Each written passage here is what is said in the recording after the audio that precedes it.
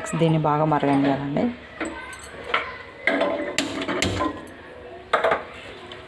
Next దీంట్లోనే మనకి sugar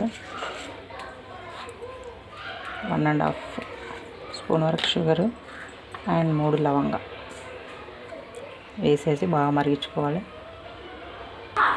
చూసారా పువ్వులు కలర్ చేంజ్ అయ్యాయి. ఇప్పుడు మరిగించుకోవాలి. వాటర్ కూడా కలర్ అవుతుంది. సో నెక్స్ట్ ఈ ఆకులన్నీ తీసేసుకోవాలండి.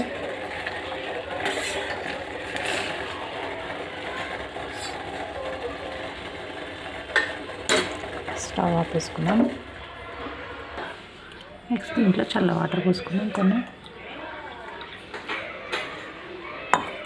నెక్స్ట్ ఒక నిమ్మకాయ కూడా పిండుకోవాలండి. Half lemon.